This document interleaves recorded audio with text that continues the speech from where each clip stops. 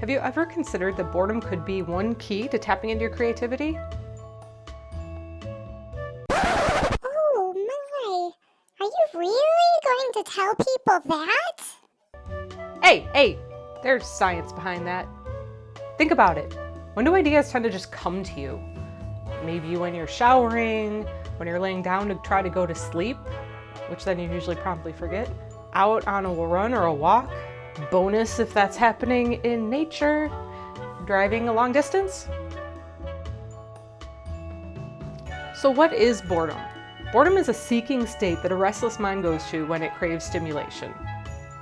We're always trying to defeat boredom by filling it with mindless stimulation, which is busy but not entirely entertaining. When you're waiting in line, you grab your phone, you start scrolling, right? There's Netflix and Hulu and, oh my God, there's so many now for streaming, right? Disney Plus, CBS, something. Like everybody's got a streaming channel. And then social media, just as much. That's what you grab when you just need to like fill time. Facebook, Instagram, Snapchat, Twitter, oh my God. And the thing is, when you're doing that, it's rarely ever actually satisfying. And you're just filling your time with this unending droning input that doesn't really do anything for you. It doesn't really give you anything. And actually, science tells us that this tends to cause anxiety for a lot of people. None of this, when you're filling your time with just mindless input, actually combats boredom. It doesn't give your brain the space it needs to come up with creative solutions and find stimulation that it seeks. It just takes up space and prevents you from ever getting anywhere or doing anything. So once in a while, let's put aside our phones. And let's talk about daydreaming. So daydreaming is an offshoot of boredom. That's where your brain isn't getting satisfying stimulation, it's going to create its own. And daydreaming has all kinds of benefits, and I'll throw up a link to a bunch of studies that I've collected here. So daydreaming has a slew of benefits. We used to think that it was an idle mind and wasteful, and the people who daydream were just space cadets with no value. So it's really not true. It's quite the opposite.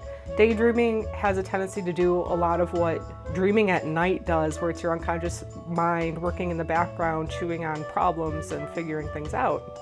So some of these studies have shown things like daydreaming tends to improve empathy in people. It helps your brain create memories and log memories. It helps your brain work through problems like what we talked about with the dreams, and it can actually improve your IQ as long as you're doing good daydreaming, according to one study.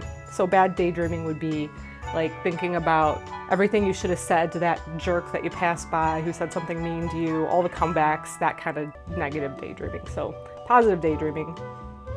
Supposedly Albert Einstein was daydreaming when he came up with the original concept of the theory of relativity. And multiple scientists source that as an important part of their process of coming up with concepts and ideas and theories.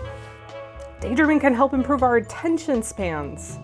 Now, that's insane because everything we do these days tends to deteriorate our attention spans. I'm sure we've all heard that we currently have about the attention span of a goldfish these days. And our interaction with social media and online spaces is just contributing to that. So if you daydream, you can maybe off-put some of that damage to your attention span. It can actually lower your blood pressure and help to relieve stress. Now that's crazy that it can actually have physical effects on you, but the researchers from the Anti-Stress Center have found that daydreaming is like a form of hypnosis. So it can have those effects on our body. And the biggest thing that we're here to talk about is how it helps with creative problem solving and generating new ideas. There are multiple studies that cite that as being the biggest benefit of daydreaming. One study from the University of California at Santa Barbara specifically said that if people did some kind of mundane task, a boring task, something that would allow you to daydream and let your mind wander while you're doing it, these people were able to come up with better ideas and unusual solutions to a problem afterwards. So give your brain the space it needs to get into this world where it can do some problem solving for you. Don't always flee boredom into your devices. Give yourself that deliberate mental space and be truly bored a little bit now and again. I hope you enjoyed these episodes, giving you some ideas about how to tap into your inner creativity. Subscribe, like, message me, let me know what works for you. Like, what do you do to get into your inner creative genius and artistic mind? I hope I didn't bore you. See you next time.